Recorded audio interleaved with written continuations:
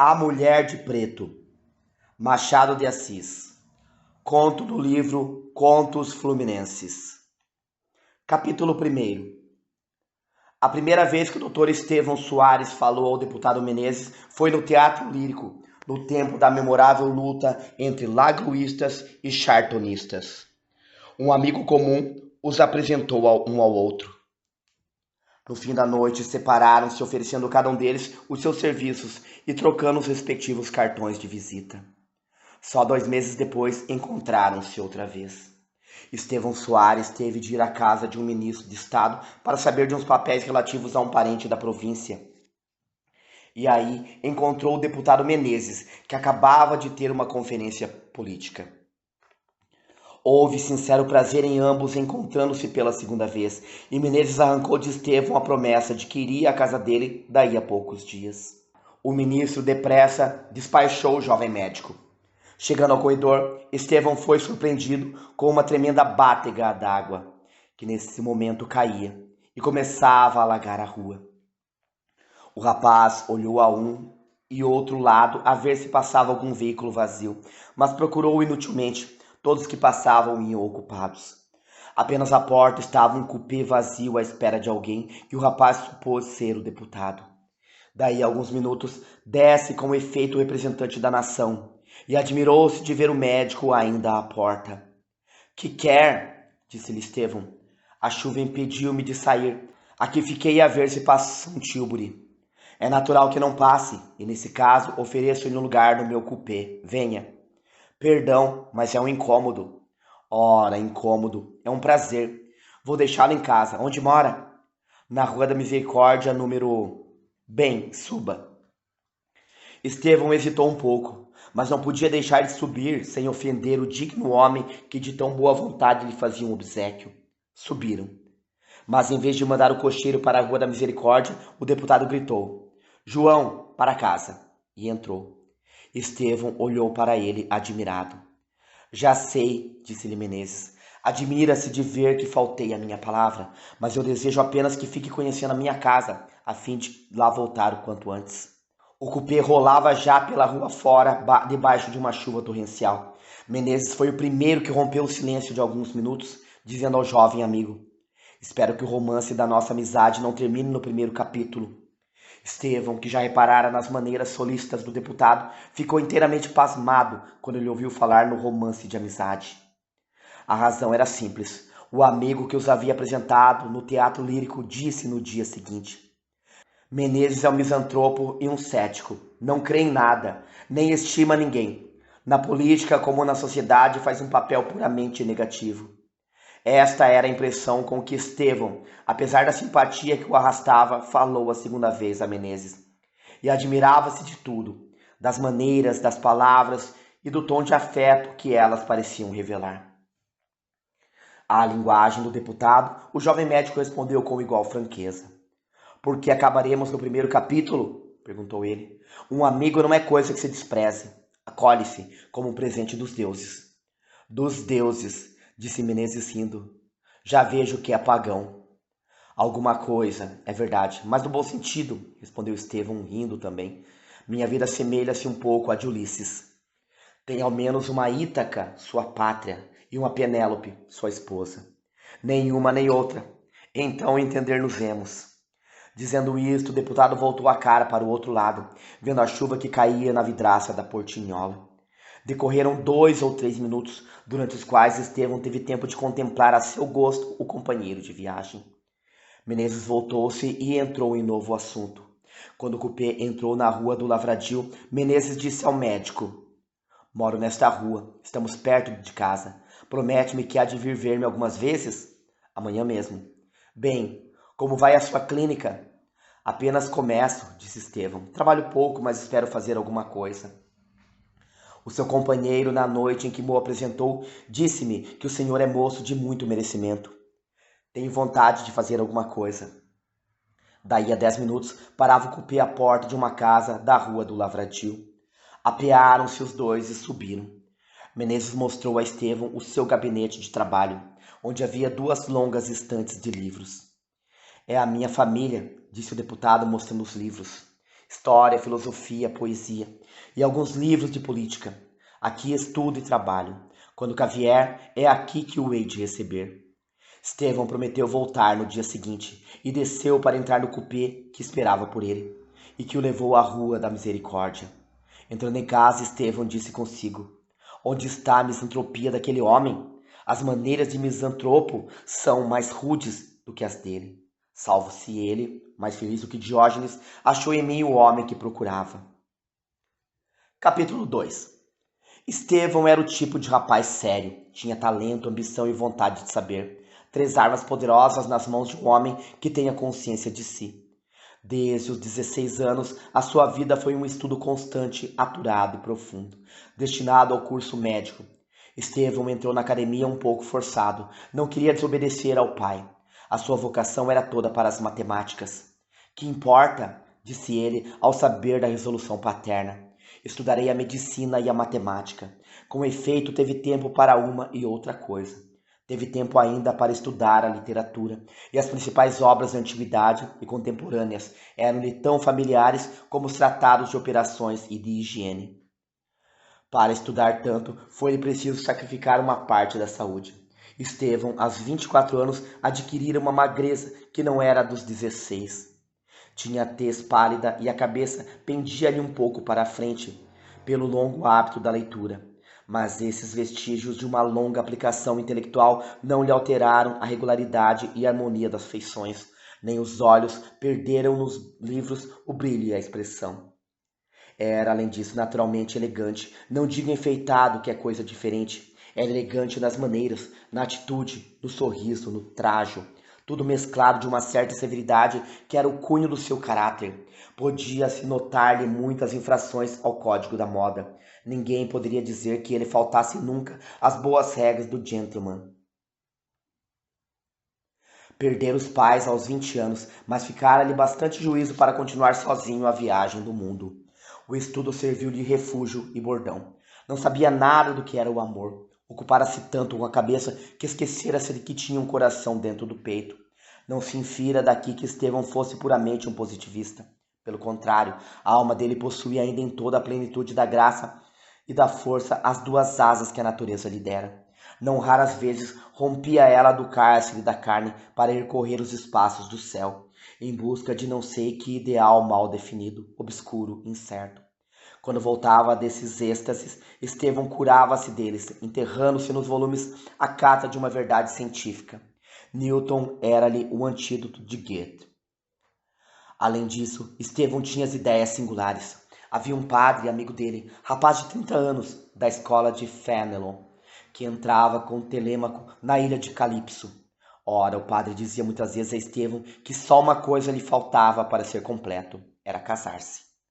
Quando você tiver, dizia ele, uma mulher amada e amante ao pé de si, será um homem feliz e completo. Dividirá então o tempo entre as 2 coisas mais elevadas que a natureza deu ao homem, a inteligência e o coração. Nesse dia quero eu mesmo casá-lo. Padre Luiz, respondia Estevão, faça-me então o serviço completo. Traga minha mulher e a bênção. O padre sorria-se ao ouvir a resposta do médico, e como o sorriso parecia a Estevão uma nova pergunta, o médico continuava. Se encontrar uma mulher tão completa como eu exijo, afirmo-lhe que me casarei. Dirá que as obras humanas são imperfeitas, e eu não contestarei, Padre Luiz, mas nesse caso, deixe-me caminhar só com as minhas imperfeições. Daqui engendrava-se sempre uma discussão, que se animava e crescia até o ponto em que Estevão concluía por esse modo. Padre Luiz, uma menina que deixa as bonecas para ir decorar mecanicamente alguns livros mal escolhidos, que interrompe uma lição para ouvir contar uma cena de namoro, que em matéria de arte só conhece os figurinos parisienses, que deixa as calças para entrar no baile e que antes de suspirar por um homem examina-lhe a correção da gravata e o apertado do botim.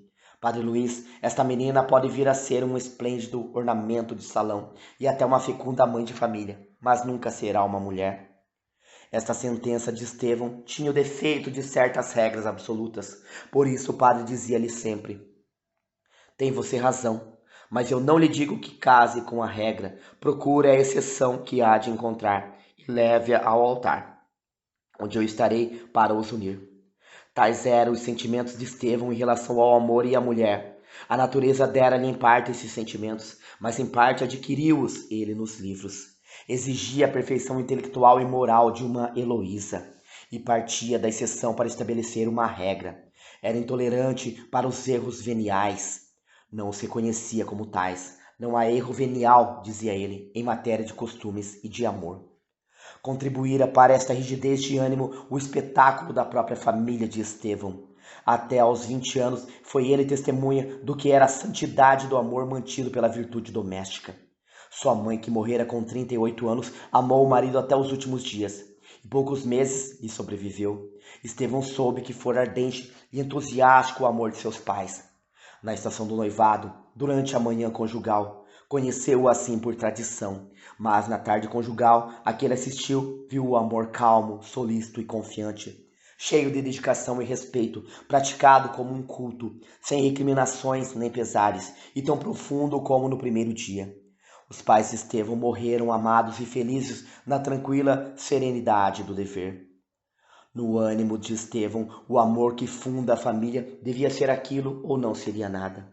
Era justiça, mas a intolerância de Estevão começava na convicção que ele tinha de que, com a dele, morrera a última família, e fora com ela a derradeira tradição do amor, que era preciso para derrubar todo este sistema, ainda que momentâneo.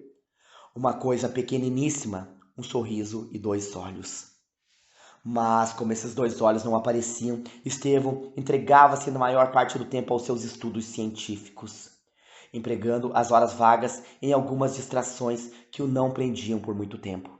Morava só, tinha um escravo da mesma idade que ele e cria da casa do pai, mais irmão do que escravo, na dedicação e no afeto. Recebia alguns amigos a quem visitava de quando em quando, entre os quais incluímos o jovem padre Luís, a quem Estevão chamava Platão de Sotaina. Naturalmente bom e afetuoso, generoso e cavalheiresco, sem ódios nem rancores, entusiasta por todas as coisas boas e verdadeiras, tal era o doutor Estevão Soares aos 24 anos de idade. Do seu retrato físico já dissemos alguma coisa, bastará acrescentar que tinha uma bela cabeça, coberta de bastos cabelos castanhos, 2 olhos da mesma cor, vivos e conservadores. A palidez do rosto fazia realçar o bigode naturalmente encaracolado. Era alto e tinha mãos admiráveis. Capítulo 3. Estevão Soares visitou Menezes no dia seguinte. O deputado esperava-o e recebeu-o como se fosse um amigo velho. Estevão marcara a hora da visita, que impossibilitava a presença de Menezes na Câmara. Mas o deputado importou-se pouco com isso. Não foi à Câmara, mas teve a delicadeza de o não dizer a Estevão. Menezes estava no gabinete quando o criado anunciou-lhe a chegada do médico. Foi recebê-lo à porta. Pontual, como um rei, disse-lhe alegremente. Era dever, lembro-lhe que não me esqueci. E agradeço-lhe. Sentaram-se os dois. Agradeço-lhe porque eu receava, sobretudo, que me houvesse compreendido mal e que os impulsos da minha simpatia não merecessem da sua parte nenhuma consideração.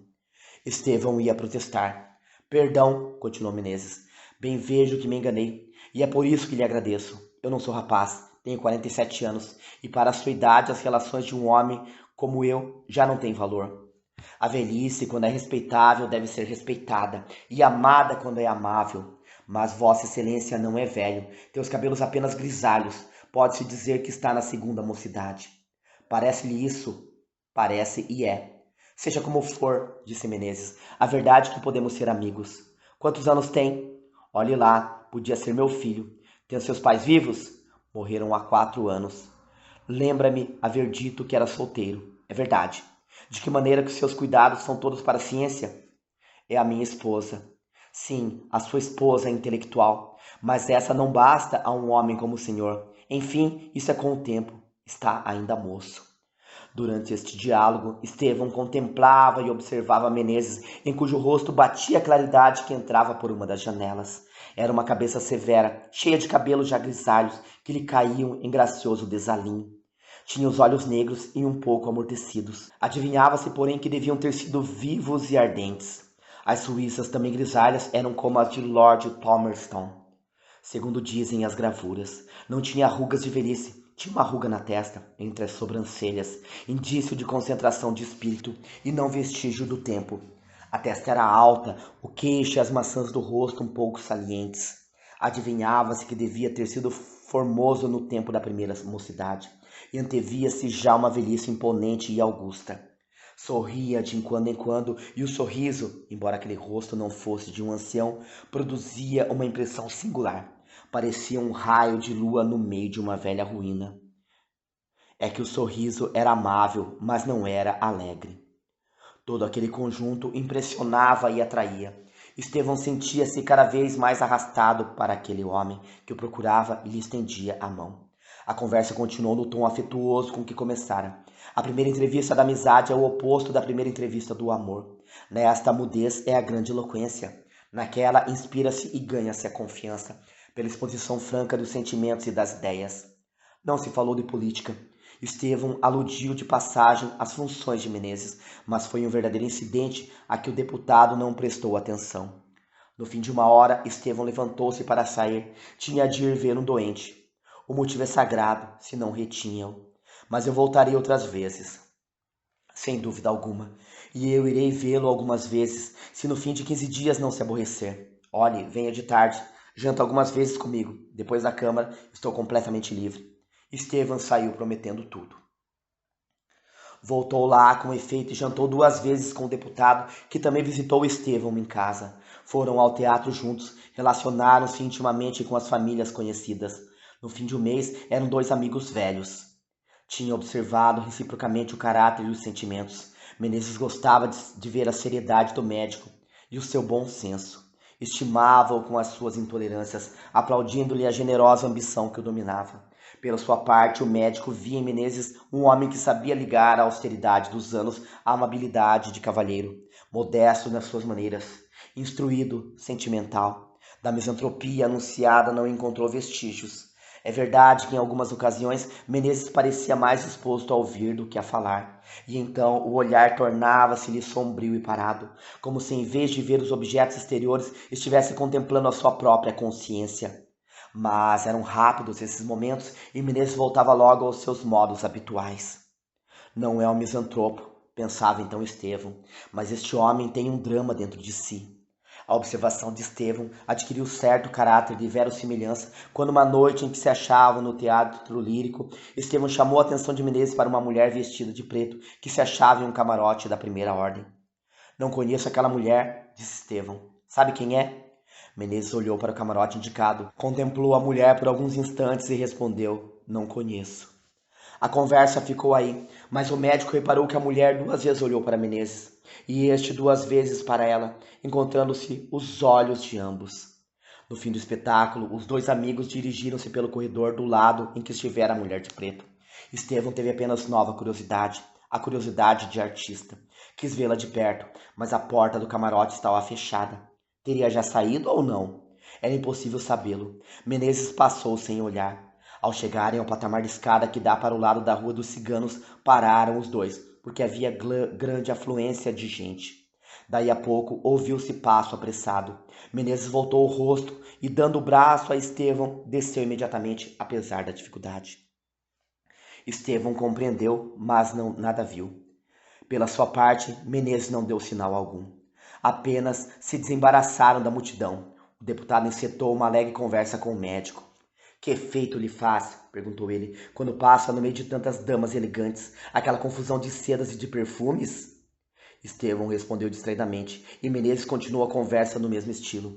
Daí a 5 minutos, a aventura do teatro tinha se lhe varrido da memória. Capítulo 4. Um dia Estevão Soares foi convidado para um baile em casa de um velho amigo de seu pai. A sociedade era luzida e numerosa. Estevão, embora vivesse muito arredado, achou ali grande número de conhecidas. Não dançou, viu, conversou, riu um pouco e saiu. Mas ao entrar levava o coração livre. Ao sair trouxe nele uma flecha. Para falar a linguagem dos poetas da Arcádia, era a flecha do amor. Do amor, a falar a verdade, não se pode dar este nome ao sentimento experimentado por Estevão. Não era ainda o amor, mas bem pode ser que viesse a sê-lo. Por enquanto era um sentimento de fascinação doce e branda. Uma mulher que lá estava produzira nele a impressão que as fadas produziam nos príncipes errantes ou nas princesas perseguidas, segundo nos rezam os contos das velhas. A mulher em questão não era uma virgem, era uma viúva de 34 anos, bela como o dia, graciosa e terna. Estevão via pela primeira vez, pelo menos não se lembrava daquelas feições. Conversou com ela durante meia hora, e tão encantado ficou com as maneiras, a voz, a beleza de Madalena, que ao chegar em casa não pôde dormir. Como verdadeiro médico que era, sentia em si os sintomas dessa hipertrofia do coração, que se chama amor, e procurou combater a enfermidade nascente. Leu algumas páginas de matemáticas, isto é, percorreu-as com os olhos, porque apenas começava a ler o espírito, alheava do livro onde apenas ficavam os olhos. O espírito ia ter com a viúva. O cansaço foi mais feliz que Euclides. Sobre a madrugada, Estevão Soares adormeceu, mas sonhou com a viúva. Sonhou que a apertava em seus braços, que a cobria de beijos, que era seu esposo perante a igreja e perante a sociedade. Quando acordou e lembrou-se do sonho, Estevão riu. Casar-me, disse ele, era o que me faltava. Como poderia eu ser feliz com o espírito receoso e ambicioso que a natureza me deu? Acabemos com isto. Nunca mais verei aquela mulher e boa noite.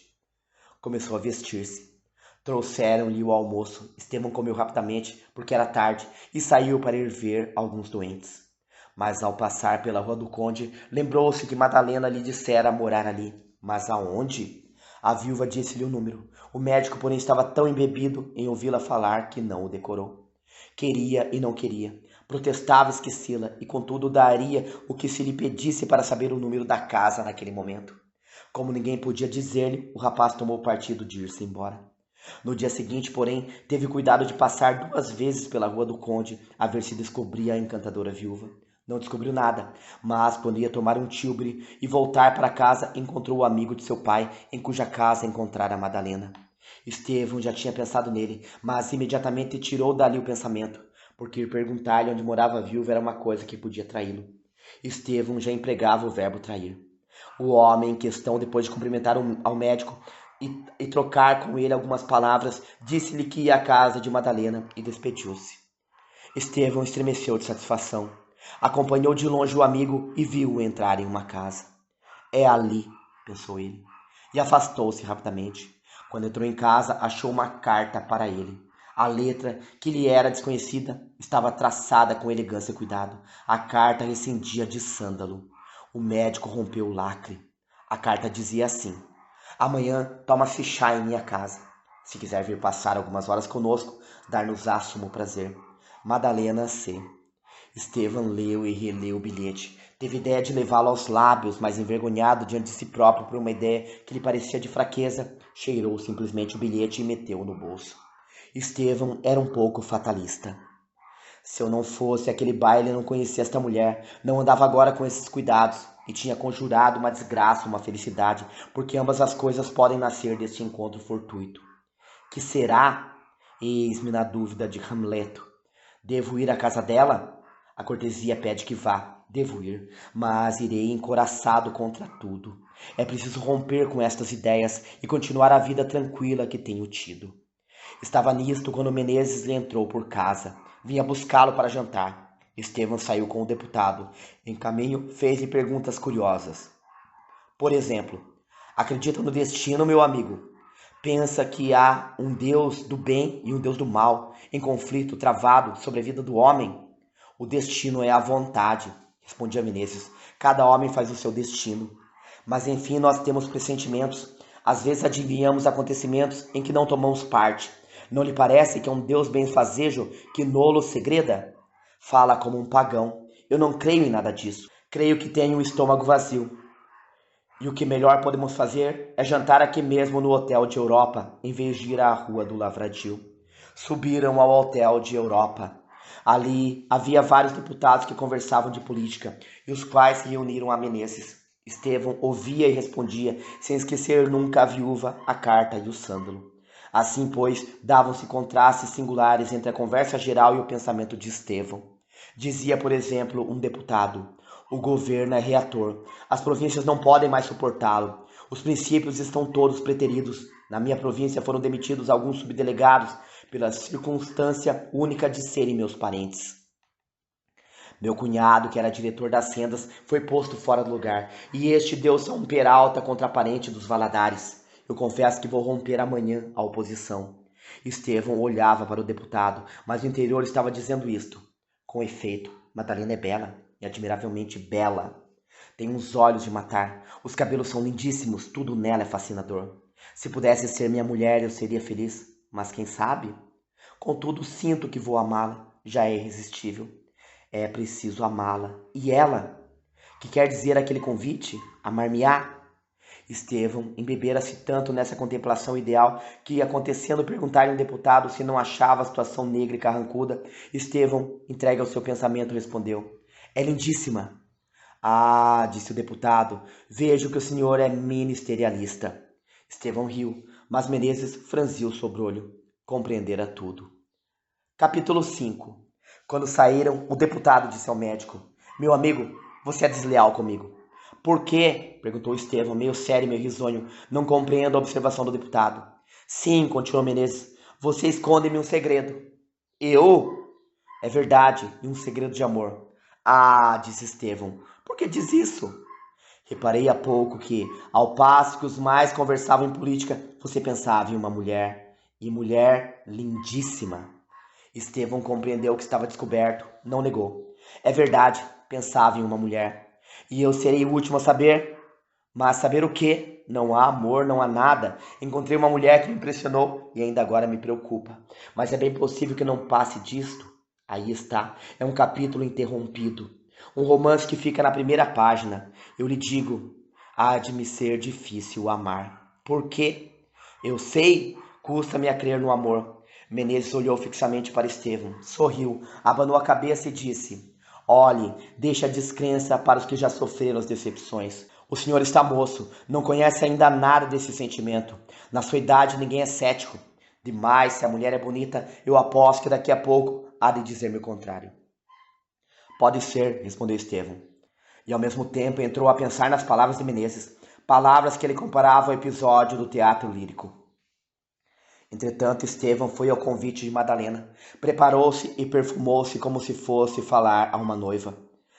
Que sairia daquele encontro, viria de lá livre ou cativo? Já seria amado? Estevão não deixou de pensá-lo. Aquele convite parecia-lhe uma prova irrecusável. O médico, entrando num tílburi, começou a formar vários castelos no ar. Enfim, chegou a casa. Capítulo 6. Madalena estava na sala acompanhada de um filho. Ninguém mais. Eram 9h30. Viria eu cedo demais? Perguntou ele à dona da casa. O senhor nunca vem cedo. Estevão inclinou-se. Madalena continuou. Se me acha só, é porque tenho enfermado um pouco. Mandei desavisar as poucas pessoas que eu havia convidado. Ah, mas eu não recebi. Naturalmente, eu não lhe mandei dizer nada. Era a primeira vez que o convidava. Não queria por modo algum arredar de casa um homem tão distinto. Essas palavras de Madalena não valiam coisa alguma, nem mesmo como desculpa, porque a desculpa é fraquíssima. Estevão compreendeu logo que havia algum motivo oculto. Seria o amor? Estevão pensou que era, e doeu-se, porque apesar de tudo, sonhara uma paixão mais reservada e menos precipitada. Não queria, embora lhe agradasse, ser objeto daquela preferência. E mais que tudo, achava-se embaraçadíssimo diante de uma mulher a quem começava a amar, e que talvez o amasse. Que lhe diria? Era a primeira vez que o médico achava-se em tais apuros. Há toda a razão para supor que Estevão, naquele momento, preferia estar 100 léguas distante. E contudo, longe que estivesse, pensaria nela. Madalena era excessivamente bela, embora mostrasse no rosto sinais de longo sofrimento. Era alta, cheia, tinha um belíssimo colo, magníficos braços, olhos castanhos e grandes, boca feita para ninho de amores. Naquele momento trajava um vestido preto. A cor preta ia-lhe muito bem.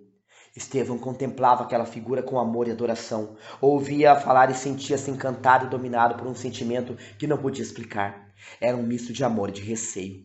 Madalena mostrou-se delicada e solícita. Falou no merecimento do rapaz e na sua nascente reputação, e instou com ele para que fosse algumas vezes visitá-la. Às 10h30 serviu-se o chá na sala. Estevão conservou-se lá até às 11h. Chegando à rua, o médico estava completamente namorado. Madalena tinha-o atado no seu carro, e o pobre rapaz nem vontade tinha de quebrar o jugo.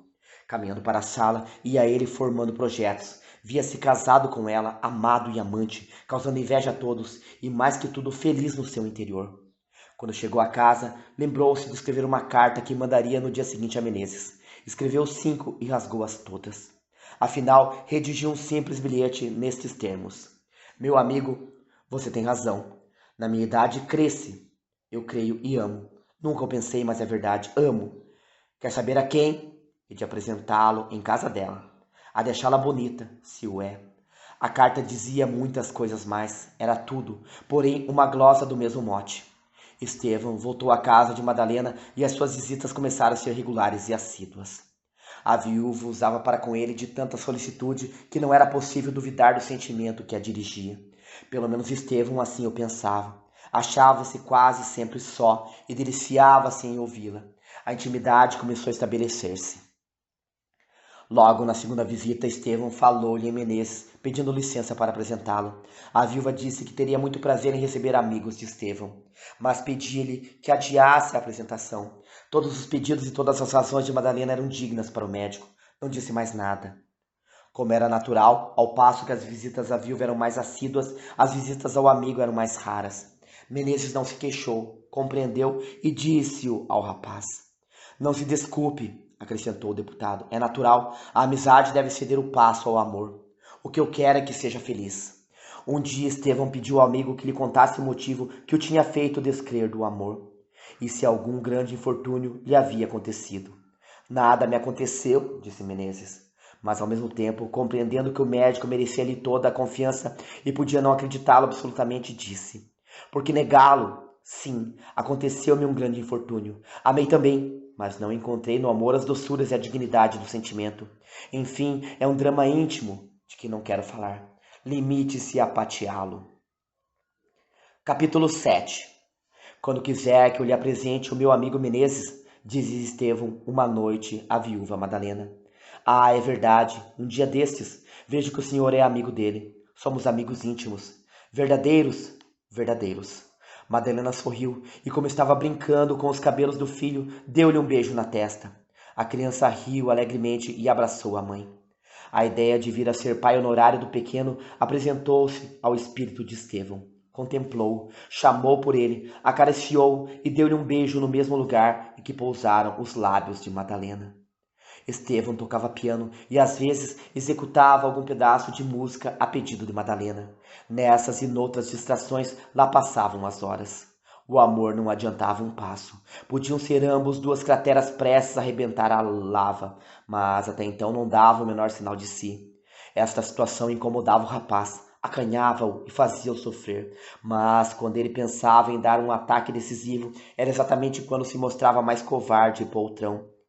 Era o primeiro amor do rapaz. Ele nem conhecia as palavras próprias desse sentimento. Um dia resolveu escrever à viúva. É melhor, pensava ele, uma carta eloquente e tem a grande vantagem de deixar a gente longe. Entrou para o gabinete e começou uma carta. Gastou nisso 1 hora. Cada frase ocupava-lhe muito tempo. Estevão queria fugir à hipótese de ser classificado como tolo ou como sensual. Queria que a carta não respirasse sentimentos frívolos nem maus. Queria revelar-se puro como era. Mas de que não dependem às vezes os acontecimentos, Estevão estava relendo e emendando a carta quando lhe entrou por casa um rapazola que tinha intimidade com ele. Chamava-se Oliveira e passava por ser o primeiro janota do Rio de Janeiro. Entrou com um rolo de papel na mão. Estevão escondeu rapidamente a carta. Adeus, Estevão, disse o recém-chegado. Estavas escrevendo algum libelo ou uma carta de namoro? Nenhum, nem outra coisa, respondeu Estevão secamente. Dou-te uma notícia. Que é? Entrei na literatura. Ah, é verdade. E venho ler-te a primeira comédia. Deus me livre, disse Estevão, levantando-se. Hás de me ouvir, meu amigo. Ao menos algumas cenas. Dar-se-á caso que não me protejas nas letras. Anda cá, ao menos 2 cenas. Sim, é pouca coisa. Estevão sentou-se. O dramaturgo continuou. Talvez prefiras ouvir a minha tragédia intitulada O Punhal de Bruto. Não, não. Prefiro a comédia. É menos sanguinária. Vamos lá. O Oliveira abriu o rolo. Arranjou as folhas, tossiu e começou a ler o que se segue, com voz pausada e fanhosa. Cena 1. César, entrando pela direita. João, pela esquerda. César, fechada. A sinhá já se levantou? João, já sim, senhor. mas está incomodada. César, o que tem? João, tem, está incomodada. César, já sei, consigo. Os incômodos do costume. A João, qual é então o remédio hoje? João, um remédio. Depois de uma pausa, não sei. César, está bem, vai-te. Cena 2. César Freitas, pela direita. César, bom dia, senhor procurador. Freitas, de causas perdidas. Só me ocupo em procurar as perdidas. Procurar o que se não perdeu é tolice. A minha constituinte? César, disse-me o João que está incomodada. Freitas, mesmo para vossa senhoria? César, sentando-se. Mesmo para mim. Porque me olha com esse olhar? Tem inveja? Freitas, não é inveja, é admiração. De ordinário, ninguém corresponde ao nome que recebeu na pia. Mas o senhor César, benza ao Deus, não desmente que traz um nome significativo e trata de ser nas páginas amorosas o que foi o outro nas batalhas campais. César, pois também os procuradores dizem coisas destas? Freitas, de vez em quando, indo sentar-se. Vossa senhoria, admira-se? César, tirando charutos. Como não é de costume. Quer um charuto? Freitas, obrigado. Eu tomo rapé. Tira a buceta. Quer uma pitada? César, obrigado. Freitas, sentando-se. Pois a causa da minha constituinte vai às 1000 maravilhas. A parte contrária requereu a assinação de 10 dias, mas eu vou. César, está bom, senhor Freitas, eu dispenso o resto. Ou então não me fale linguagem do fórum. Em resumo, ela vence? Freitas, está claro. Tentando provar que César vence, é quanto basta. Freitas, pudera não vencer, pois se eu ando nisto, César, tanto melhor. Freitas, ainda não me lembro de ter perdido uma só causa, isto é, já perdi uma, mas é porque nas vésperas de ganhar disse-me o constituinte que desejava perdê-la. Dito e feito, provei o contrário do que já tinha provado e perdi, ou antes ganhei, porque perder assim é ganhar. César é a fênix dos procuradores. Freitas, modestamente. São os seus bons olhos. César, mas e a consciência? Freitas, quem é a consciência? César, a consciência, a sua consciência? Freitas, a minha consciência? Ah, essa também ganha. César, levantando-se. Ah, também? Freitas, o mesmo. Tem vossa senhoria alguma demandazinha? César, não tenho. Mas quando tiver, fique descansado. Vou bater na sua porta. Freitas, sempre às ordens de vossa senhoria. Capítulo 8. Estevão interrompeu violentamente a leitura, o que desgostou bastante ao poeta novel. O pobre candidato às musas mal pôde balbuciar uma súplica. Estevão mostrou-se surdo, e o mais lhe concedeu foi ficar com a comédia paralela depois. Oliveira contentou-se com isso, mas não se retirou sem recitar-lhe de cor uma fala do protagonista da tragédia, em versos duros e compridos, dando-lhe por quebra uma estrofe de uma poesia lírica, do estilo Jeans de Victor Hugo. Enfim saiu. Entretanto, havia passado o tempo. Estevão releu a carta e quis ainda mandá-la, mas a interrupção do poeta fora proveitosa. Relendo a carta, Estevão achou-a fria e nula. A linguagem era ardente, mas não lhe correspondia ao fogo do coração. É inútil, disse ele, rasgando a carta em 1000 pedaços. A língua humana há de ser sempre impotente para exprimir certos afetos da alma. Tudo aquilo era frio e diferente do que sinto. Estou condenado a não dizer nada ou a dizer mal. Ao pé dela não tenho forças, sinto-me fraco. Estevão parou diante da janela que dava para a rua, no momento em que passava um antigo colega dele, com a mulher de braço. A mulher que era bonita e com quem se casara um mês antes. Os dois iam alegres e felizes. Estevão contemplou aquele quadro com adoração e tristeza. O casamento já não era para ele aquele impossível de que falava quando apenas tinha ideias e não sentimentos. Agora era uma aventura realizável. O casal que passara dera-lhe nova força. É preciso acabar com isto, dizia ele. Eu não posso deixar de ir àquela mulher e dizer-lhe que a amo, que a adoro, que desejo ser seu marido. Ela amar-me-á, se já não me ama. Sim, ama-me. E começou a vestir-se.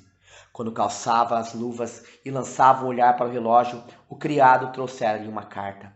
Era de Madalena. Espero, meu caro doutor, que não deixe de vir hoje. Esperei-o ontem em vão. Desejo falar-lhe. Estevão acabou de ler esse bilhete na escada com tal pressa, descia e tal urgência tinha de achar-se em casa da viúva. O que não queria era perder aquele assomo de coragem. Partiu. Quando chegou à casa de Madalena, achava-se esta à janela. Recebeu-o com a acostumada afabilidade. Estevão desculpou-se como pôde por não ter podido vir na véspera, acrescentando que só com desgosto do seu coração havia faltado. Que melhor ocasião do que essa para lançar a bomba de uma declaração franca e apaixonada? Estevão hesitou alguns segundos, mas, tomando ânimo, ia continuar o período quando a viúva lhe disse: Estou ansiosa por vê-lo para comunicar-lhe uma coisa de certa importância, e que só a um homem de honra como o senhor se pode confiar. Estevão empalideceu. Sabe onde foi que eu o vi pela primeira vez? No baile de... Não, foi antes disso. Foi no Teatro Lírico. Ah! Lá o vi com seu amigo Menezes. Fomos algumas vezes lá. Madalena entrou então em uma longa exposição que o rapaz ouviu sem pestanejar, mas pálido e agitado por comoções íntimas. As últimas palavras da viúva foram estas: Bem vê, senhor, coisas dessas só uma grande alma pode ouvi-las. As pequenas não as compreendem. Se lhe mereço alguma coisa, e se esta confiança pode ser paga com benefício, peço-lhe que faça o que lhe pedi. O médico passou a mão pelos olhos e apenas murmurou: Mas... Neste momento, entrava na sala o filhinho de Madalena. A viúva levantou-se e trouxe-o pela mão até o lugar onde se achava Estevão Soares. Se não por mim, disse ela, ao menos por esta criança inocente. A criança, sem nada compreender, atirou-se aos braços de Estevão. O moço deu-lhe um beijo na testa e disse para a viúva: Se hesitei, não foi porque duvidasse do que a senhora acaba de contar-me. Foi porque a missão é espinhosa, mas prometo que hei de cumpri-la. Capítulo 9. Estevão saiu da casa da viúva agitado por diversos sentimentos, com passo trêmulo e a vista turva. A conversa com a viúva foi um longo combate. A última promessa foi um golpe decisivo e mortal. Estevão saía dali como um homem que acabava de matar as suas esperanças em flor. Caminhava ao acaso, precisava de ar e queria meter-se em um quarto sombrio. Quisera ao mesmo tempo estar solitário e no meio de imensa multidão. No caminho encontrou Oliveira, o poeta novel. Lembrou-se que a leitura da comédia impedira a remessa da carta e, portanto, poupou-lhe um tristíssimo desengano. Estevão involuntariamente abraçou o poeta com toda a efusão da alma. Oliveira correspondeu ao abraço e, quando pôde desligar-se do médico, disse-lhe: Obrigado, meu amigo. Essas manifestações são muito honrosas para mim. Sempre te conheci com um perfeito juízo literário, e a prova que acabas de me dar é uma consolação e uma animação. Consola-me do que tenha sofrido, anima-me para novos cometimentos. Se Torquato Tasso. Diante dessa ameaça de discurso, e sobretudo vendo a interpretação do seu abraço, Estevão resolveu-se a continuar caminho, abandonando o poeta. Adeus, tenho pressa. Adeus, obrigado. Estevão chegou à casa e atirou-se à cama. Ninguém o não soube nunca. Só as paredes do quarto foram testemunhas, mas a verdade é que Estevão chorou lágrimas amargas. Enfim, que lhe dissera a Madalena e que exigira dele. A viúva não era viúva, era mulher de Menezes. Viera do norte meses antes do marido, que só veio como deputado.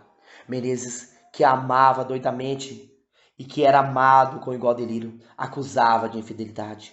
Uma carta e um retrato eram os indícios. Ela negou, mas explicou-se mal. O marido separou-se e mandou-a para o Rio de Janeiro.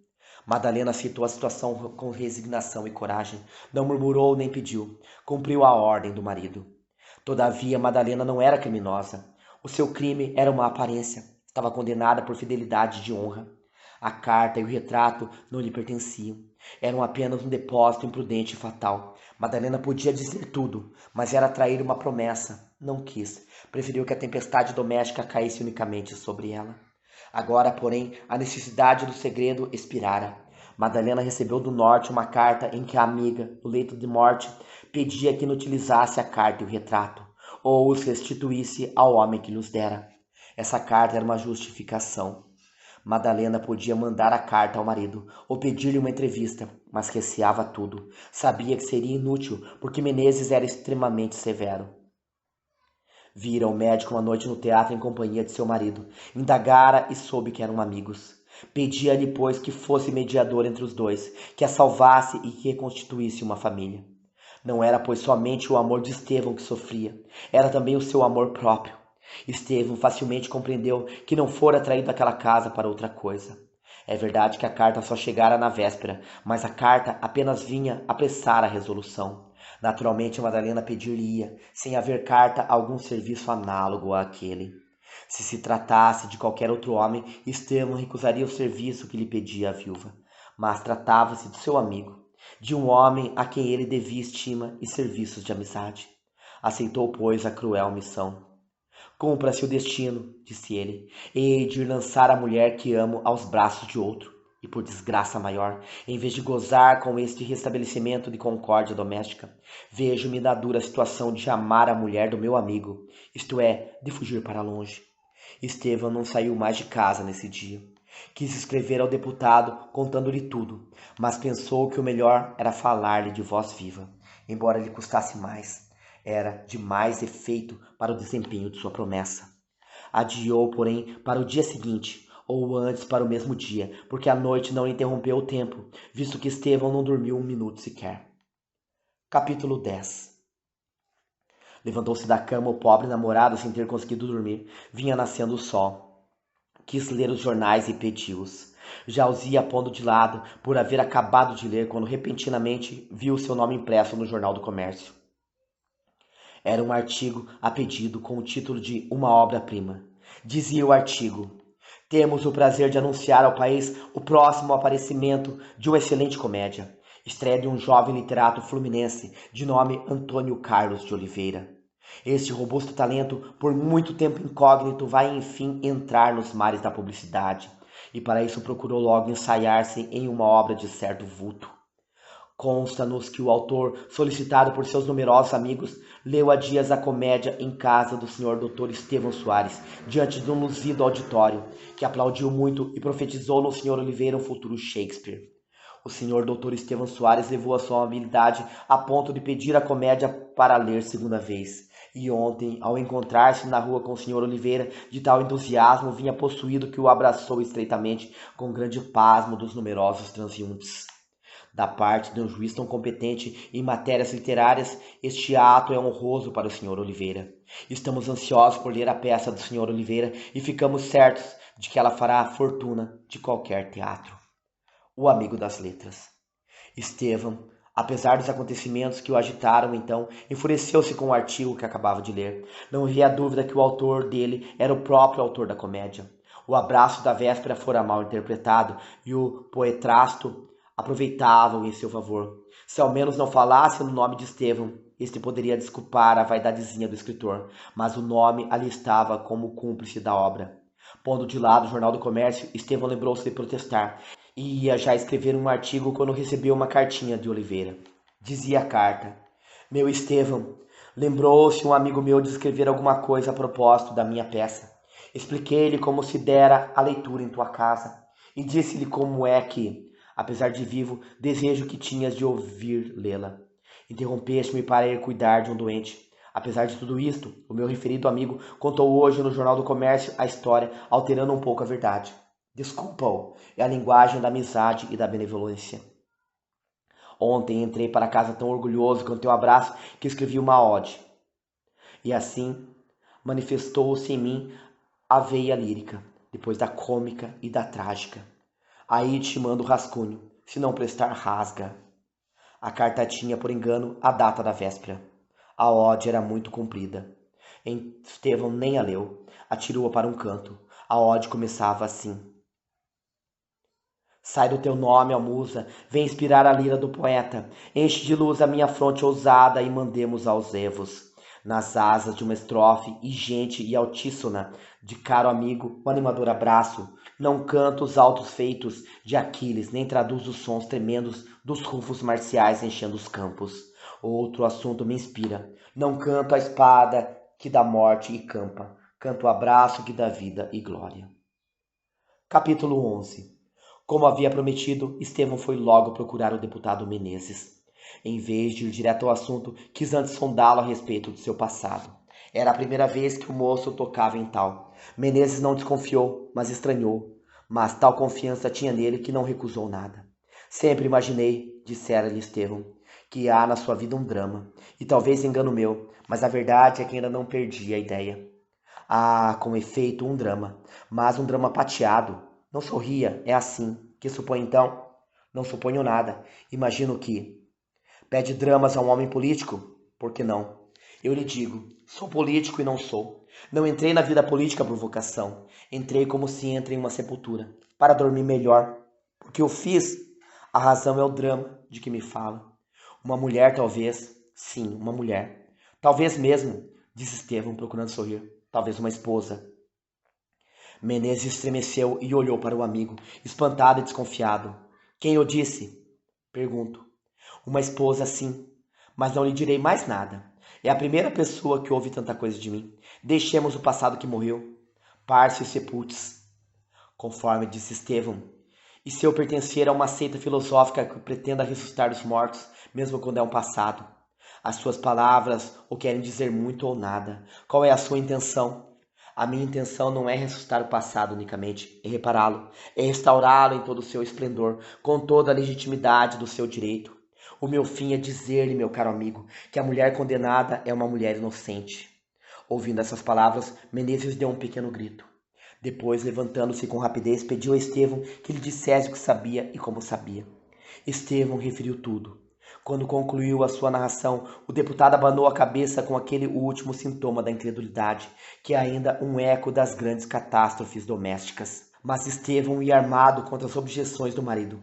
Protestou energicamente pela defesa da mulher. Instou pelo cumprimento do dever. A última resposta de Menezes foi esta. Meu caro Estevão, a mulher de César nem deve ser suspeitada. Acredita em tudo, mas o que está feito, está feito. O princípio é cruel, meu amigo. É fatal. Estevão saiu. Ficando só, Menezes caiu em profunda meditação. Ele acreditava em tudo e amava a mulher, mas não acreditava que os belos dias pudessem voltar. Recusando, pensava ele, era ficar no túmulo em que tivera tão brando sono. Estevão, porém, não desanimou. Quando entrou em casa, escreveu uma longa carta ao deputado, exortando-a a que restaurasse a família um momento separada e desfeita. Estevão era eloquente. O coração de Menezes com pouco se contentava. Enfim, nesta missão diplomática, o médico ouve-se com suprema habilidade. No fim de alguns dias, dissipara-se a nuvem do passado e o casal reunira-se. Como? Madalena soube das disposições de Menezes e recebeu o anúncio de uma visita de seu marido. Quando o deputado preparava-se para sair, vieram dizer-lhe que uma senhora o procurava. A senhora era Madalena. Menezes nem quis abraçá-la, ajoelhou-se-lhe aos pés. Tudo estava esquecido. Quiseram celebrar a reconciliação e Estevão foi convidado para lá passar o dia em companhia de seus amigos, que lhe deviam uma felicidade. Estevão não foi. Mas no dia seguinte, Menezes recebeu este bilhete. Desculpe, meu amigo, se não vou despedir-me pessoalmente. Sou obrigado a partir repentinamente para Minas. Voltarei daqui a alguns meses. Estimo que sejam felizes e espero que não se esqueçam de mim. Menezes foi apressadamente à casa de Estevão e ainda o achou preparando as malas. Achou singular a viagem e mais singular o bilhete, mas o médico não revelou por modo nenhum o verdadeiro motivo de sua partida. Quando Menezes voltou, comunicou à mulher as suas impressões e perguntou se ela compreendia aquilo. Não, respondeu Madalena, mas tinha compreendido, enfim. Nobre alma, disse ela consigo. Nada disse ao marido. Nisso mostrava-se esposa solícita pela tranquilidade conjugal, mas mostrava-se sobretudo mulher. Menezes não foi à Câmara durante muitos dias e no primeiro paquete seguiu para o norte. A ausência transtornou algumas votações e a sua partida logrou muitos cálculos. Mas o homem tem o direito de procurar a sua felicidade e a felicidade de Menezes é independente da política. Fim.